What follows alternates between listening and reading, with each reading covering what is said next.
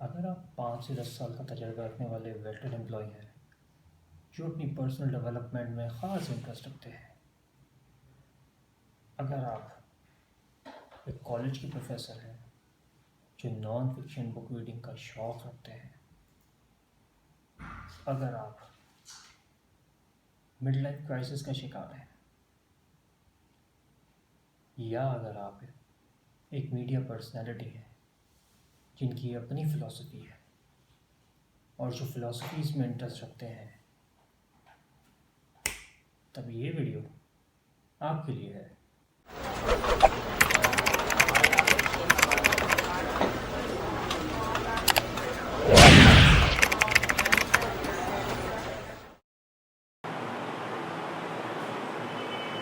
सुबह बखैर नाज़रीन और सामीन,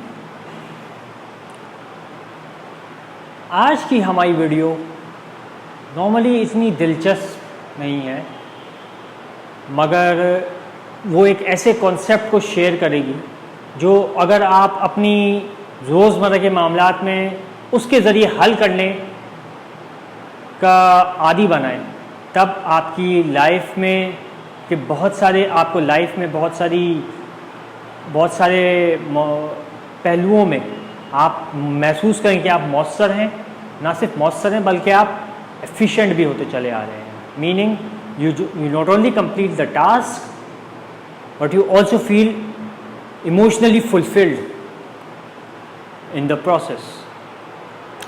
Basically इंफॉर्मेशन एज नाम ही ये रखा गया क्योंकि इस वक्त हर चीज़ के बारे में मालूमात बहुत आम हो गई है। जो लोग पहले जिसका ज़ख़ीरा अंदोज़ी करके बैठते थे, वो सारी मालूमात अब आम लोगों में पहुंचा दी जा गई है। इसमें सिर्फ डेटा या स्टैटिस्टिक्स ही शामिल नहीं है। इस मालूमात में ऐसे बहुत सारी फ़िलासफ़ीज़ और बहुत सारे सिस्टम्स या काम करने के सिस्टम्स फैलाए गए हैं जो लोगों ने अपने पास कोड करके रखे थे, जो लोगों ने अपने पास तजर्बा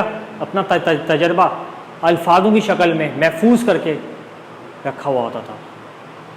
आपने बहुत सारी प्रोडक्टिविटी की ऐप्स मसलन monday.com, वर्कज़ोन, बिटपिक्स के बारे में तो सुना ही होगा। ये सारी प्रोडक्टिविटी और प्रोजेक्ट मैनेजमेंट की ऐप्स बेसिकली एक कॉन्सेप्ट से स्टेम करती हैं। वो आज की वीडियो हमारी उसी पे बेस करती है, लाइफस्टाइल सेगमेंट की, द रैपिड प्लानिंग मेथड। ये मेथड बेसिकली टोनी रॉबिन्स का इन्वेंशन है। टोनी रॉबिन्स पिछले 40 सालों से या 50 सालों से एथलीट्स, बिजनेसमैन, एक्टर्स, पॉलिटिशियंस तक को कोच करते चले आए हैं अपनी लाइफ के अंदर एक मज़ीद वापस एक वाइब्रेंसी हासिल करने के लिए, क्योंकि वो रोज़मर्रा के कामकाज को करते वो उसमें से एक रग़बत ख़त्म हो जाती है। उन्होंने बेसिकली ये कॉन्सेप्ट दरियाफ़्त किया था और ये बेसिकली एक बहुत सिंपल साइंटिफिक बैक फिनोमेना से बिलोंग करता है या उससे रिलेट करता है। हम सब के जहन का एक गोशा होता है जिसको कहा जाता है बहुत ही फैंसी टर्म्स में द रेटिकुलर एक्टिवेटिंग सिस्टम। ये एक ऐसा एरिया होता है जो हर चीज़ पे नोटिस करता है। बहुत सारी दफ़ा आप किसी हुजूम में जाते हुए आप ओवरवेल्म हो जाते हैं, आप एक अफरा तफरी या एक घबराहट महसूस करने लगते हैं। वो आपका रेटिकुलर एक्टिवेटिंग सिस्टम होता है जो बहुत सारे सिग्नल्स एक वक्त में ग्रैब कर रहा होता है। और इस सिस्टम और ये बेसिकली इसको हम कंट्रोल, इन्होंने बताया है कि इसको कंट्रोल भी किया जा सकता है। वो इस तरह से कि हम जब भी कभी अपने टू डू लिस्ट बनाते हैं तो हम बेसिकली अपने रेटिकुलर एक्टिवेटिंग सिस्टम को ट्रेन कर रहे होते हैं कि आपको इस पे फोकस करना है। कभी आपने मेंशन किया हो कि आपको अपनी पसंद की गाड़ी ख़रीदनी है या अपनी पसंद के इलाके में बंगला ख़रीदना है, कभी इत्तेफाक हुआ उस इलाके में जाने को, तो अचानक से आप अचानक से एक बहुत ही जागा हुआ ख़ुद को महसूस करेंगे। आप अचानक से एक रिजूविनेटेड अपनी कैफियत महसूस कर रहे होंगे। उसकी वजह ये कि आपका ब्रेन का वो पोर्शन एक्टिवेट हो गया जो उस चीज़ जिसको आपने उसके लिए ट्रेन किया था। कभी ऐसा हुआ है कि आपने कोई कार आपने पसंद की हो और उसी मॉडल की कार आपको 3-4 दफ़ा एक ही दिन में नज़र आई हो? ये एग्जैक्टली ये रेटिकुलर एक्टिवेटिंग सिस्टम का ही काम है। मगर होता ये है कि हम लोग अक्सर दफ़ा अपने जो कुछ हमें काम करना है, जैसे मिसाल के तौर पर अगर घर लेना है या हमें गाड़ी परचेज़ करनी है, वो हम उसके लिए हम टू डूज़ लिख लिया करते, उनको हम टू डू की लिस्ट में लिख लिया करते हैं। होता ये कि फिर हमें कभी दोबारा फुर्सत ही नहीं मिलती कि हम उस पर वापस से आएँ, या तो कोई मुसीबत में हम उस पर वापस से आते हैं, सिर्फ ओनली रिजोर्ट रह जाती है। वरना अगर लाइफ बहुत ज़्यादा मसरूफ़ है तब कतन भी आपको मौका नहीं मिलता कि आप एक बार जो कुछ लिखा हुआ उस पर आप वापस से रिवर्ट करें। टोनी रॉबिन्स ने इसके लिए बहुत इसको आसान इसको एक थोड़ा सा एक ट्विस्ट इसमें दिया है। बेसिकली इस प्लानिंग मेथड का काम शुरू इसी से ही होता है कि आपने एक कैप्चर लिस्ट बना लेनी है। आप अभी सिर्फ इसमें अपने टू डूज को लिख रहे हो। मिसाल के तौर पे finding a new parking space to office, take mom for weekly groceries, negotiate gym membership fee, obtain an account opening certificate, do laundry before sleeping, learn to monitor sugar and BP through Fitbit, meeting with client after office hours, going to dinner with missus, taking dog out for a walk in evening. इन सब को अभी सिर्फ आप एक अपने to dos आपकी life में जो भी हैं उनको एक जगह आप कागज़ के ऊपर लिखना शुरू कर दें। सिर्फ बहुत सारे लोग प्रेफर करते हैं कि वो आईपैड या अपने गैजेट्स यूज़ करें, तो मैं मोस्टली प्रेफर करता हूँ कि रिटन अगर कुछ अकाउंट हो उसके ज़्यादा चांसेस बढ़ जाते हैं। और ये साइंटिफिकली भी कहते हैं कि 35% चांसेस उससे ज़्यादा बढ़ जाते हैं। एनी हाउ, वापस अपने स्टेप 1 पे आएंगे। अभी आपने सिर्फ इनको आपने इनको सिर्फ कैप्चर किया है, आपने इनको सिर्फ नोट डाउन किया, आपने इनको अभी सरंजाम नहीं दिया। अगला स्टेप इसका बेसिकली है, वो है कैटेगराइज द टू डूज। अब आप यहां पे नोट करेंगे कि meeting with client after office hours, obtaining an account opening certificate, find a new parking space to office. सारा का सारा वर्क या बिजनेस रिलेटेड काम है, ये इसका ज़मरा है। Next, take mom for weekly grocery, going to dinner with missus, doing laundry before sleeping, ये सारा का सारा फैमिली का ज़मरा है। Then negotiate gym membership fee, learn to monitor sugar and BP through Fitbit, take dog out for a walk in evening, और ये सारा का सारा आपने बिल्कुल सही सोचा, हेल्थ में बिलोंग करता है। इसी तरह आपकी लाइफ में आप खुद अपनी लाइफ में आप सोचें कौन कौन से ऐसे आपकी लाइफ के अहम पहलू हैं, या 3 बड़े अहम पहलू हैं, 3 बड़े अहम पहलुओं के बारे में सोचें। मोस्टली हो सकता है वो वर्क फैमिली के बाद वो तो जो कि डिफ़ॉल्ट पे सबका होता है, किसी का रिलीजन हो, किसी का अपनी कोई स्पेशल हॉबी है जिसमें वो टाइम सर्व करता वो हो।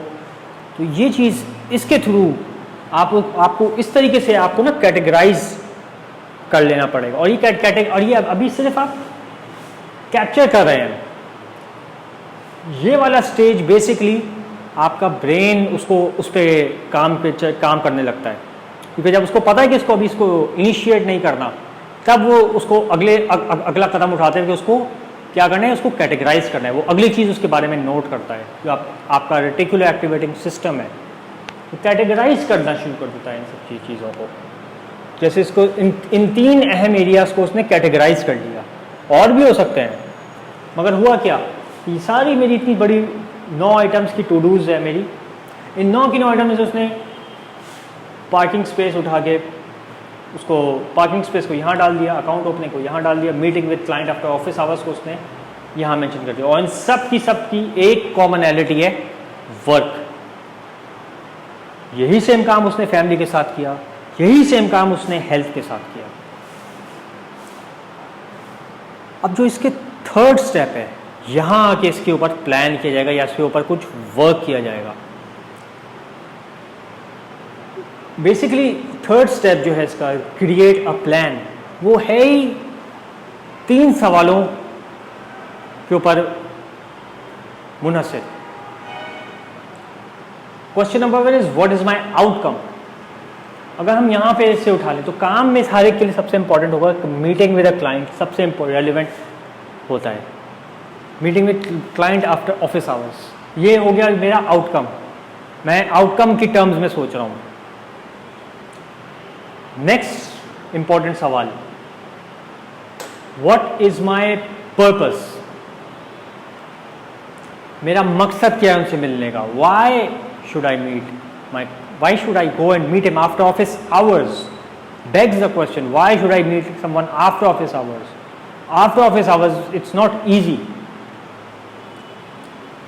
Answer, to have a most pleasant and meaningful time with client in order to win him over.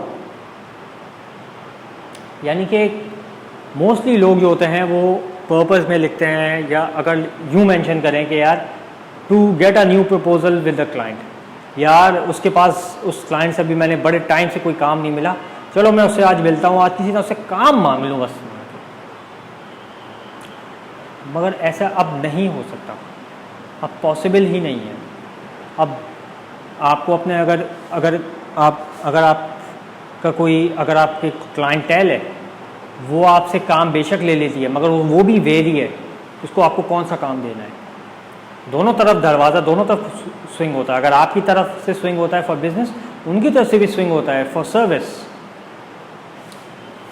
तो अगर मैं यहाँ पे, आप लैंग्वेज नोटिस कीजिए, to have the most pleasant and meaningful time with client to win him over, rather than लिखने के यार to present him a new business proposal, मैंने कहा यार why not meet him after office hours, have a most pleasant and meaningful time spent with the client, क्योंकि clientele आपका जो है वो भी एक फ़र्द है, उसकी भी एक ज़िंदगी है, उसकी भी मसरूफियात है। अगर कॉन्वर्जेशन प्योरली प्रपोजल बेस्ड होगी तो आप दरवाजे से एंटर होंगे और वो समझ जाएगा कि ये आप नई दुकान खोलने की बात कर रहे हैं। Next, what do I need to do. Mostly होता क्या है, लोग जब अपनी जो ट्रेडिशनल या कन्वेंशनल जो नॉर्मली लोग अपनी जो प्लान बनाते हैं अपने डॉक्यूमेंट्स में या अपने टैबलेट्स में किसी भी काम के रिलेटेड, वो सबसे पहली चीज़ मूवमेंट या किसी एक्टिविटी को बनाते हैं। मैंने अपनी थोड़ी वीडियो पहले बात की थी, most people mistake movement for achievement, कि यार एक मूव कर लिया तो बस बहुत है। हमारा ब्रेन बेसिकली विजुअल है, we are very visually driven. हम लोगों को अगर कोई बात करता है तो हम उसकी बात से विजुअलाइज करना शुरू कर देते हैं। अगर हम लोग मूवमेंट की ये बात करें तो ये बिल्कुल ऐसे ही है कि यार अगर हम ये काम करें तो फिर हो सकता है कि वो हम कर तो दें, मगर हो सकता है वो कामयाब ना हो, क्योंकि जब तक हमारे सामने अंडरस्टैंडिंग नहीं है कि सामने वाला बंदा क्या सिनेरियो हमारे सामने प्रेजेंट करेगा, क्या मुसीबत हमारे लिए लेकर आएगा, क्या माहौल हमारे लिए लेकर आएगा, हम कभी भी ये नहीं करना चाहिए कि हम एक्शन ले पहला। Whenever it comes to meeting some stakeholder, पहला काम हमारा होना चाहिए व्हाट इज माय आउटकम। सबसे पहली चीज हम उस मुलाकात में हमारा नतीजा क्या होना चाहिए उस मुलाकात के एंड पे। Next, what is my purpose, ये आउटकम से भी इंपॉर्टेंट होता है। पर्पस बेसिकली जूस होता है, ये फ्यूल होता है किसी भी काम को सरंजाम देने का। पर्पस हमें क्लैरिटी लेकर आता है उस काम को करने की। तो अगर कोई चीज़ें ऊंच नीच हो जाती हैं या मीटिंग जो होती है वो चलती है मगर वैसी नहीं होती जैसी आप तवक्को करें, तो ये पर्पस होता है बेसिकली जो हमें उस मीटिंग के अंदर मोटिवेटेड रखता है, हमें फ़ौरन से फ़ौरन गिव अप करने नहीं देता। देन फिर आ जाता है what do I need to do. जब आपके सामने सारा का सारा सिनेरियो क्लियर हो गया, why do I meeting with a client after office hours का, आपकी पिक्चर क्लियर होनी शुरू हो गई, तब आप कहेंगे what do I need to do. अब you can say what do I need to do. फिर उसमें आ जाते हैं, जैसे ये सपोज के तौर पे मेरा टू डूज है, इसी को उठा के मैंने जो है वो इसके ऊपर मैं प्लान करूँगा। अब इसको मज़ीद तफसील में मैं इसको देखूँगा। उसमें पहली चीज़ जो मैं कर सकता हूँ, गो थ्रू, यानी कि अब मैं क्या कर सकता हूँ आज होते हुए, go through client products and services in order to understand his industry. Then have a conversation instead of a proposal. Again आप वॉक इन करके क्लाइंट के ऑफिस में प्रपोजल लेकर आएंगे तो वो देख लेगा कि आपकी पेशानी पे सिक्का छपा हुआ है। Next, offer compliments, offer solutions. अगर कॉम्प्लीमेंट्स दे सकते हैं, कोई अचीवमेंट की है, कुछ बिजनेस के बारे में कुछ ऐसी बात पता चली है पिछले स्टेप से, क्लाइंट प्रोडक्ट्स और क्लाइंट सर्विस के बारे में मालूमात हासिल करने से कुछ ऐसी बात पता चली है कि उसने कुछ अच्छा किया है, उसने मे बी एक नया ऑफिस खोल लिया, तो उस पर कॉम्प्लीमेंट ऑफर करें। अगर आपको पता चले कि उसका अभी स्टाफ बहुत सारा एक डिपार्टमेंट का छोड़ के गया, तो उसमें कुछ सोल्यूशन ऑफर कर सकते हैं आप। That way this will when this is part of your conversation, तो ऑटोमेटिकली वो मीनिंगफुल होने की तरफ और प्लेजेंट होने की तरफ आने लगेगी, जो कि किसी भी बंदे को अपनी मसले का हल सुनते हुए अच्छा लगता है। ये बेसिकली वीडियो थी हमारी आज की, और ये कॉन्सेप्ट बेसिकली हमने इस कॉन्सेप्ट को शेयर ही इस वजह से किया था कि इस कॉन्सेप्ट के ऊपर इस वक्त पूरा डेवलप्ड कंट्री जो है वो सब के सब इस कॉन्सेप्ट पे मूव हो चुके हैं। ये सिर्फ एक कॉन्सेप्ट ही नहीं है, ये एक सोचने का तरीका भी है कि आप अपनी और इसकी सबसे बड़ी खूबी है कि इसमें आप एक्शंस या टू डूज जो हैं उनको सबसे आखिर में रखते हैं, सिर्फ आप उन्हें नोट डाउन करते रहते हैं, और उनके ऊपर आपका ऑटोमेटिकली जब आप उनको नोट डाउन करते हैं और फ़ौरन से फ़ौरन उनको एड्रेस नहीं करना होता, तो आपका ब्रेन ऑटोमेटिकली, आपका रेटिकुलर एक्टिवेटिंग सिस्टम उनको कैटेगराइज करना शुरू कर देता है, और फाइनली आप आउटकम से शुरू करते हैं। आउटकम इज, या यूँ कह लें कि आप आउटकम से शुरू करते हैं, मगर उसमें आप अपना मकसद ढूंढते हैं। ये इस पूरे प्लानिंग सिस्टम का पर्पज़ है आपको फ़ायदा पहुंचाना। ये डिज़ाइन किया गया आपको फ़ायदा पहुंचाने के लिए। सबसे इंपॉर्टेंट चीज़ इसमें है पर्पज़। इसके दो अहम पहलू हैं। सबसे पहला, purpose is more important than outcome.